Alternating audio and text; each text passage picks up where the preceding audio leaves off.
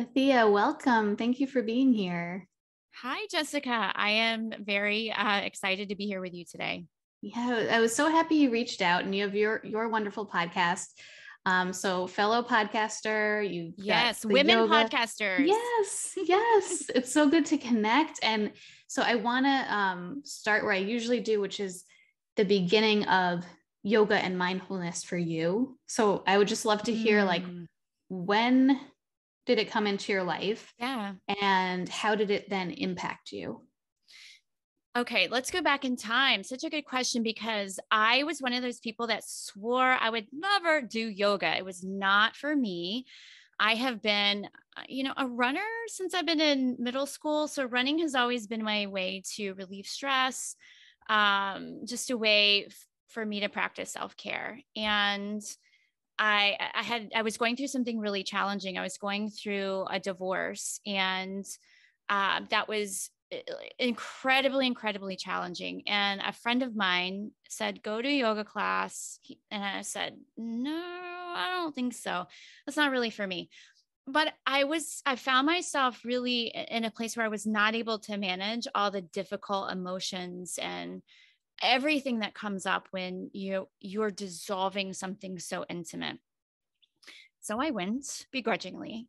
And that first time that I stepped on a yoga mat, I felt something a little different and it felt good. I don't know what else to say other than perhaps just a little, definitely stillness, but something about myself that I didn't know I wasn't able to access before.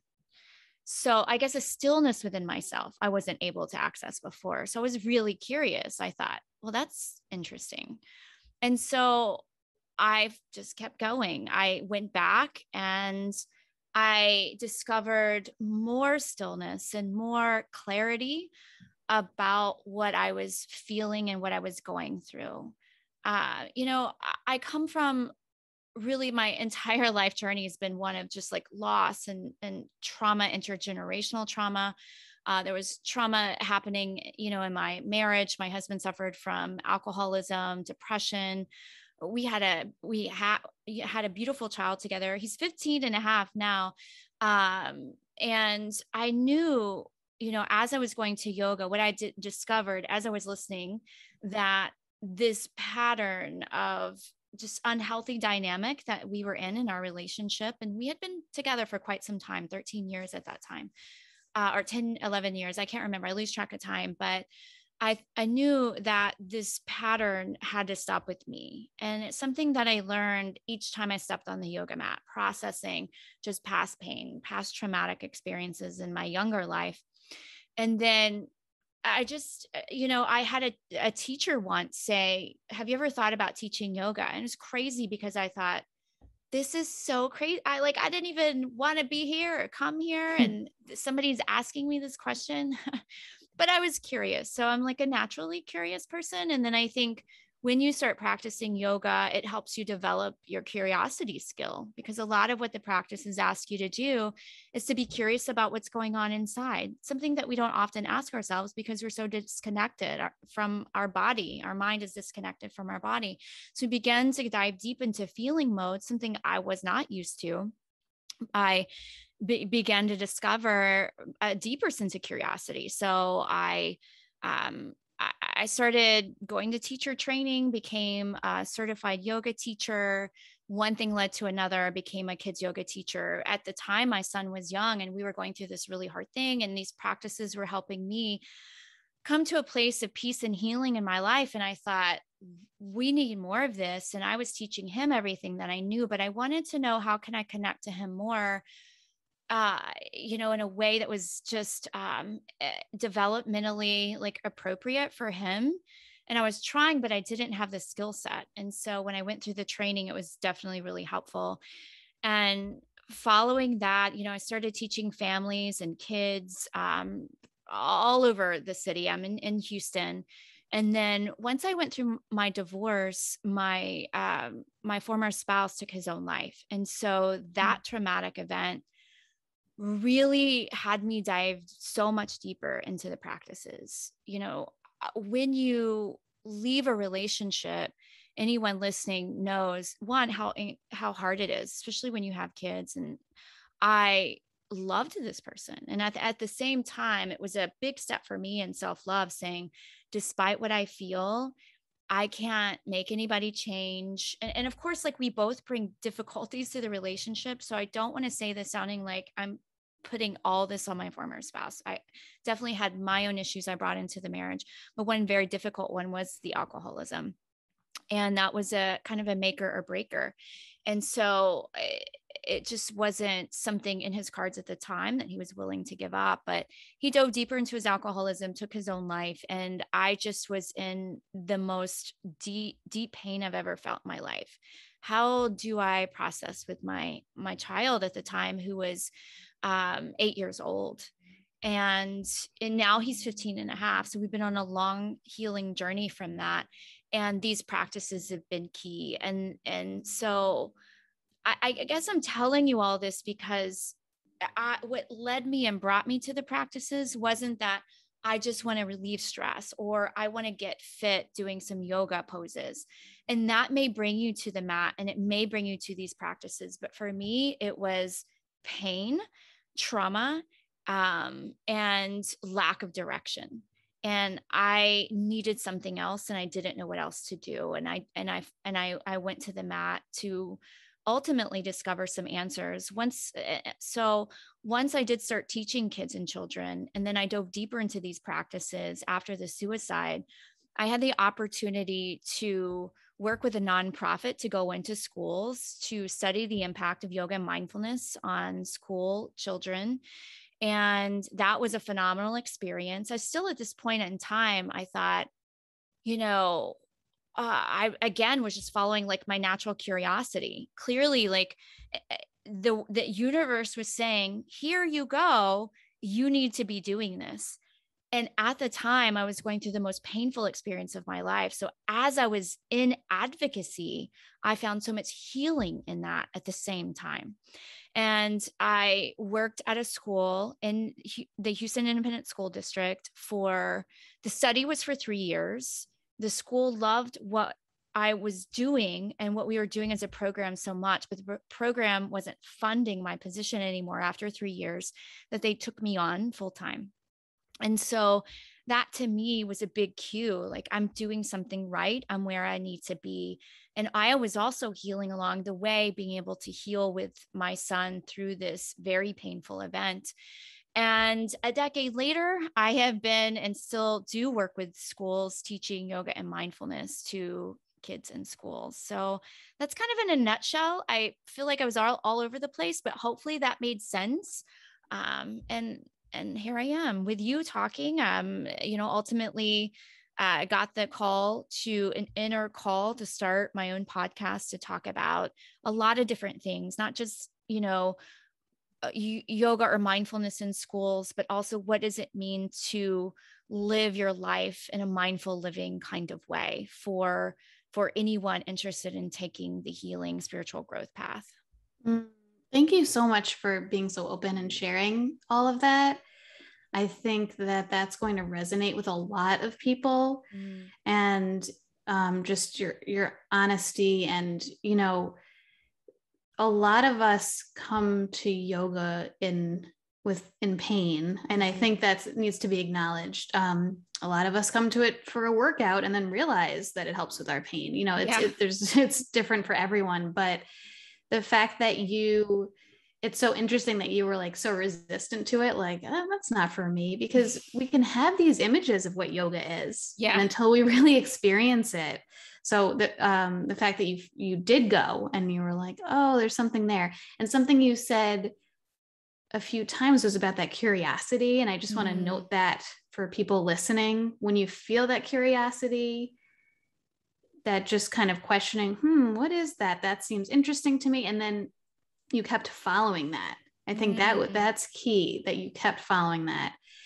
And then to take these practices, and while you are going through this trauma, to be able to pass them on at the same time, I think I can see it brings you have so much compassion, because you're understanding of the pain you were in, and that you're able to reach children and families from that place of compassion. And I'm sure they could feel that. And that's why your work connects with people. So I just thank you for sharing your story. And I'd love to hear how you go from this event and processing and going through all of this to a place where you are offering resources, where you wrote a book and you have a card deck. And how did you go from that place of pain and suffering to a place of creating these resources for other people?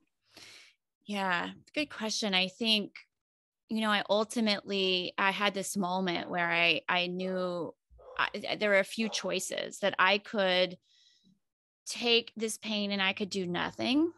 Doing nothing, letting it just continue to infect me, infect others around me. I could, just completely ignore it. I could distill it. I could, what I like to call this alchemy of our pain. I could turn it into something beautiful. And that's where I focused my energy, because that is what felt in my body the right thing to do. That if I think back to my relationship with my former spouse and how we created this beautiful child together, how could I honor the love that we felt? So even though we ultimately divorced, the love that I feel never goes away. The pain that stems from seeing someone you love, take their own life, that of course brings up a lot of anger and confusion. And at the same time, steeping myself back in love. Like, how can I honor this really sacred love despite all the pain? It was clear to me that I had to turn it into something beautiful, or else it would just eat me alive. Right. And it was just, again, like that inner voice that said, this is what you're going to do. I think I was on a run one day and I just got that voice inside that said, you're going to write this book. This is what it's going to be about. This is really how you're going to process your pain. And that's how today's Gonna Be Awesome Sauce, daily meditations for youth, parents, and families came into existence. I began the book on intentionally, even though it's an annual, 365 ways to tune into this inner awesome sauce, this like extra vibrant light that we have inside. I began it on my birthday because I felt that it was important. I had discovered that my former spouse took his own life on my mom's birthday. And there was such a symbolic, just like deep, painful symbolism to that for me. And I wanted to even take that pain and make it something really beautiful about how we come into this world and how meaningful it is of the creative act of birth and of coming into this world and kind of spreading your light. So I started it on my birthday.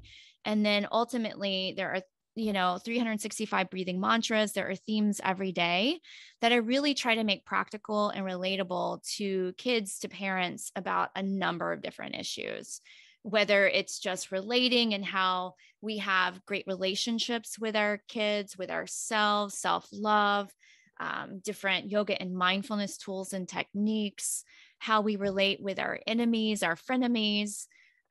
So again, it just came about just from listening to that inner voice that said, this is really your path to healing, that you're going to take what you're learning from applying yoga and mindfulness practices in your life, and this is how you're going to share them with others.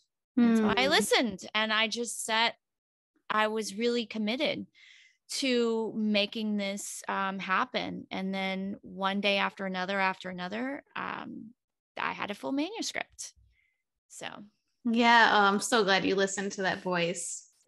And, it's like you said, that inner voice, and it sounds like your mindfulness practice and yoga practice helped you to hear that, to be able to follow that. Yeah, definitely. I think, again, going back to that first time I stepped on my yoga mat,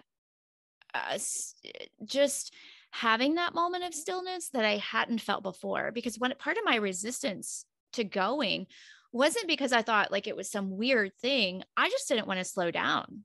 I'm a type A, go do kind of person. Still am, that's just part of my DNA. And I didn't want to slow down. That stretching stuff. What do I like? How boring. What am I going to discover from that? What am I going to get from it? What am I going to get from it? I remember thinking, and funny enough, a decade later, here I am, really committed my life to the practices because I've really discovered a lot through slowing down and discovered that is the key to our joy, fulfillment, and in everything, in our relationships with ourselves, with others, and how we take action, with our own creativity and what we love in the world. Yeah, that slowing down can be scary. It's like, what, sometimes it's easier to keep moving. Cause it's like, what is in that quiet space? I'm not sure I want to know, cause it just could be scary, but to find that it could be, but it's like, we can't, unless we slow down, we can't hear anything, and we're just going to be kind of living unconsciously. And so, yeah, to find that place for you. Now, tell me about, as a fellow podcaster, I'm so curious to hear, like, what made you decide to start your podcast? Yeah. What inspired it? And what was the process like for you to get that going? Yeah. So I had this, again, it's like a calling. I woke up at 4:00 one morning, and my voice just said, you're going to start the podcast. It's going to be Mindful Living with Athea Davis. And I recorded my first episode on my phone. I didn't know what I was doing. I didn't have any equipment, but I had a phone and I knew it recorded, and that was like good enough. So it was strong, it was really strong. And so my first episode is about goal setting. And so from there, I just followed the curiosity trail, okay, what now? Now I need to learn what I'm actually doing. And I think even before that voice, if I recall, I must have had a friend at the time. I don't know if he was talking about doing a podcast, but there was some discussion, with some people in my life doing podcasts or thinking about it. So it wasn't like I was absent from people talking about podcasting. And I'd been teaching for a while, working with kids in schools for a while, having my own programs for a while, blogging, had my book, and so it was, I guess, that curiosity again. But it was just, the voice was so strong. I literally woke up at 4. I wrote it out on a piece of paper. What am I going to say? Because I was so scared. I remember recording the first episode, and I had to script everything out. I don't want to mess up, and my heart's like racing while I'm trying to record on my phone. But that is really how it started. And it just organically grew. Just like I feel like my journey into doing, mindfulness and yoga work in schools has grown just very organically. Never knew that I would be interviewing people, but then it just following that curiosity. And then that's what is, I do have people on the show. I knew that I wanted to provide a wide range of people information on how they can live a mindful living kind of life and make it practical and relatable, where it doesn't seem like awkward or weird or, too, monkish or, just like not relatable. I wanted the tools of mindfulness and yoga to be relatable to educators, to people, starting their own creative projects, to parents. And one thing after another, here I am on episode 115, I think. So amazing. So from that first episode, did you just keep going from there? Were you right away releasing weekly episodes, or was there a point where I don't even know. I didn't even have a plan. Yeah. I had the voice. I recorded the first episode. I was like, well, here's episode 1. Okay. I had to find a hosting site. And I figured that out. And then I thought, okay, well, now I'm committed. So what's next?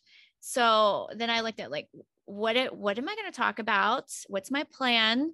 And what is my schedule like? How am I going to do this? So it was more like no plan, but I'm going to do this. And now that I committed by doing that first episode and it went live and everything, I didn't even have like music at the time. I just put my voice out there.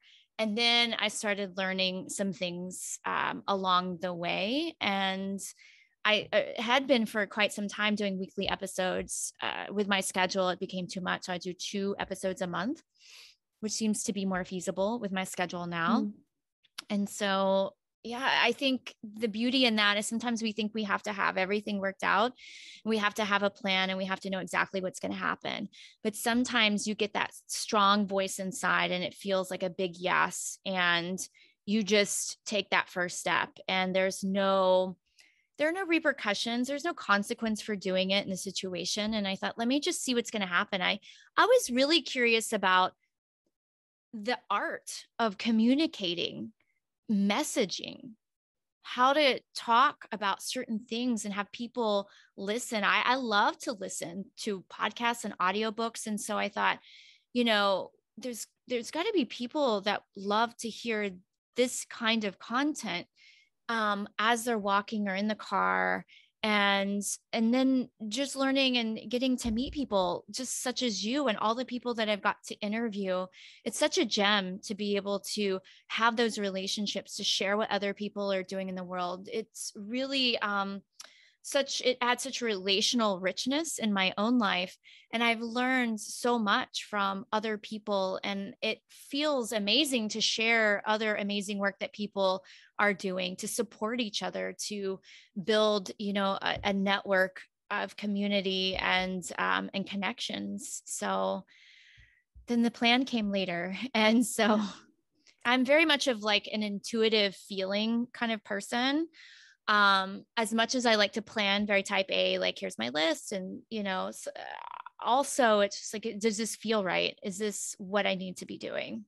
Yeah. Thank you for that, because I think a lot of people listening probably have an idea for a book, for a podcast, for whatever it might be. And they're like, oh no, but it has to be planned out and perfect first. And I need to know exactly what I'm doing. It's not the case. It really, it depends. And sometimes like, I love that. You're just like, I have this idea. It's really strong. I'm going to put it out there. And then it's like, you'll never regret doing that, because then you took that step. And then here you are over 100 episodes in, and it's like, you wouldn't be here if you didn't just take that first step and then follow that. So thank you for sharing that for everyone. Yeah. And, it's so important, Jessica, that people realize too, that their inner spark matters to the world. Oftentimes we feel like, what do I have to add? Well, everybody has such a unique journey and story and perspective that no one else has. And you have your own creative power that you can add to the world. And it makes a difference for people. I think if we can, we all fall privy to the comparison trap. And I think when I detach from that and I look at the impact this kind of work has had on so many people, how overfilled with joy and steeped in gratitude I am that I listen to the voice. Because when I hear people say that this episode made a difference for them, or my book made a difference for them, or having the card deck as a resource in their classroom or in their family has made a difference for how their kids are connecting to, yoga and mindfulness, or their own self-love and affirmation journey. I think that is the sweetness of it, and so if it's 1 or 5 or 10 people, I mean, I do think, it's quality over quantity that really matters, like the quality of what you're doing, not meaning perfection.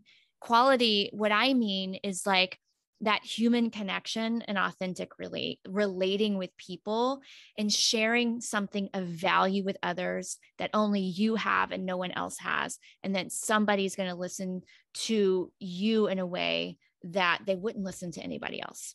Thank you for that. Yes. Sharing.